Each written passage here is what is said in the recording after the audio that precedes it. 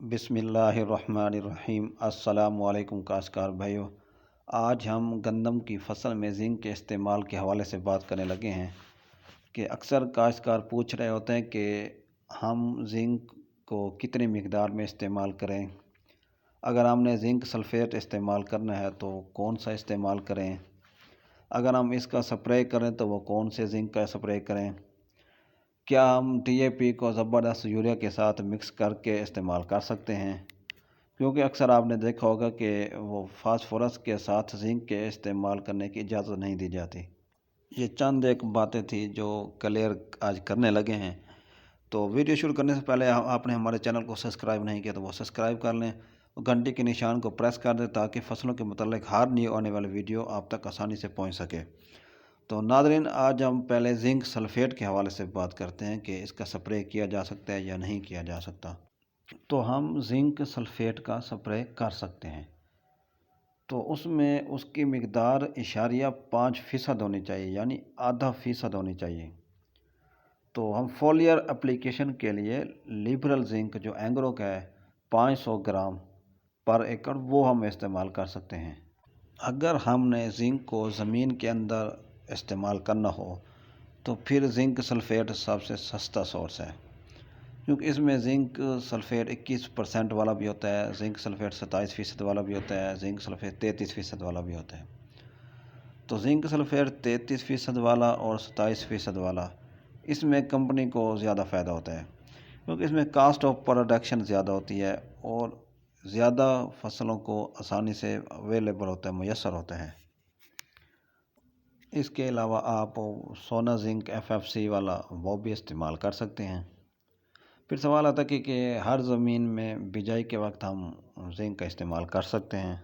तो काश्तकार भाइयों, जो हमारी ज़मीनें कलर से मुतासर हैं और जिनकी pH ज़्यादा होती है जो या रेतली होती हैं, उनमें आप ज़मीन की तैयारी के वक्त जिंक का इस्तेमाल ना करें, बल्कि वहाँ फोलियर स्प्रे को तरजीह दें। जबकि जो हमारी ज़मीनें मैरा होती हैं, चिकनी मैरा या भारी ज़मीनें होती हैं, वहाँ आप ज़मीन में इस्तेमाल करें या फोलियर स्प्रे करें तो वहाँ ठीक है। तो पहले तो कोशिश ये करनी चाहिए कि हमें अपनी ज़मीन का तजिया करवा लेना चाहिए कि आया इसमें जिंक की कमी है या ज़्यादा है। मगर एक सवाल जो अमूमन पूछने में आता है कि अगर हमने धान की फसल पहले लगाई थी, उससे मुकर्रर करदा सिफारिशात के मुताबिक जिंक सल्फेट इस्तेमाल किया और अब गंदम की फसल में इस्तेमाल करेंगे तो नहीं करेंगे। अगर हमने पहले मकई लगाई थी, उसमें हमने मुकर्रर करदा सिफारिशात के मुताबिक जिंक सल्फेट का इस्तेमाल किया, तो अब गंदम की फसल में डालेंगे तो नहीं डालेंगे। अगर आपने वो छलियाँ तोड़ ली और जो टांडे बच गए थे उन्हें आपने रोटावेटर कर दिया ज़मीन में, तो फिर आप नहीं डालेंगे। अगर हमने फोलियर स्प्रे किया था धान की फसल पर भी और मकई की फसल पर, फिर हमने उनके जो वो बकियात थी टांडे और जो पराली वगैरह वो भी बाहर निकाली है, ज़मीन में नहीं मिक्स की, तो फिर हमें जिंक डालना पड़ेगा।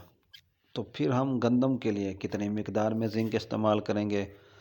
हम इसे 3 कैटेगरी में डिवाइड करते हैं। कुछ फसलें होती हैं जिन्हें जिंक की मिकदार ज़्यादा चाहिए होती है, कुछ को कम और कुछ को उससे भी कम। तो जैसे मकई की फसल है या धान की, इससे जिंक की मिकदार की ज़रूरत ज़्यादा होती है। अगर फिर दरमियाने दर्जे की देखें तो फिर वो जो कपास आ गई है उसमें हम थोड़ी कम जिंक डालते हैं। जो उससे भी कम होती है, जो थोड़ी मिकदार में, वो हम गंदम की फसल को डालते हैं थोड़ी मिकदार में। तो इस तरह अगर हम रेतली ज़मीनों में डालेंगे जिंक का तो वो ज़ाय हो जाती है। अगर कलर वाली ज़मीनों में डालेंगे तो वो भी जिंक ज़ाय हो जाती है। जो हम नॉर्मल ज़मीनें होती है वहाँ अगर साल में एक मरतबा भी 10-15 किलोग्राम जिंक डाल दें तो फिर वो पूरा साल उस कमी को पूरा कर लेते हैं। तो इसी तरह हम अगर 21% वाला डालना है तो फिर 10 किलोग्राम डालेंगे। अगर 27% वाला डालना है तो 7.5 किलो डालेंगे। अगर 33% वाला जिंक डालना है तो फिर 6 किलो डालेंगे। तो इसी तरह अगर हम ज़बरदस्त यूरिया और DAP की बात करें तो क्या इन दोनों को मिक्स करके डाल सकते हैं।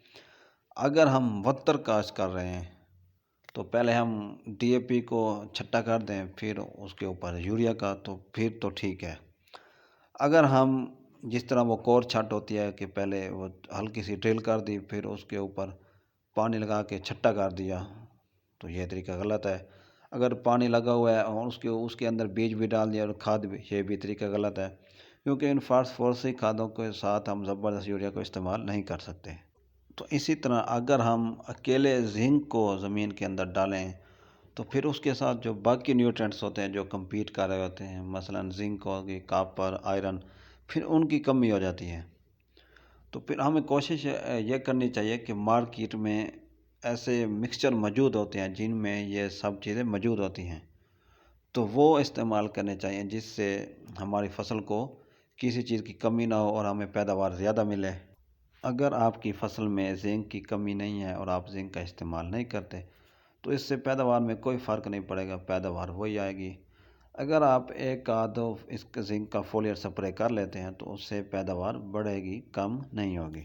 تو آخر میں کاشتکار بھائیوں کہ زنک کی مقدار کتنی دیر تک استعمال کرنی چاہیے، تو کوشش کریں جو زبردست ہوتا ہے یوریا ہوتا ہے اسے پہلے پانی پر استعمال کر لیں، اور جو فولیٹ سپرے ہے اسے پہلے پانی کے بعد وتر آنے پر تو اسے فولیٹ سپرے اس کا کر دینا چاہیے، کیونکہ جو زنک ہوتا ہے اس میں آکسیجن ہوتا ہے، اس کا کام ہوتا ہے کہ اس کا قد کو بڑھانا، ایک گانٹھ سے دوسری گانٹھ تک فاصلہ بڑھانا ہوتا ہے۔ جب کوشش کرنی چاہیے کہ جب شگوفے بن رہے ہوں پہلے پانی پر یہ پروسیس مکمل کر لینا چاہیے۔ تو امید کرتا ہوں آپ کو بہت کچھ حاصل ہوا ہوگا۔ آپ کا کوئی کویسچن ہو تو ہمیں کمنٹ سیشن میں رائے لے سکتے ہیں۔ اس کے ساتھ اجازت چاہوں گا، اللہ حافظ۔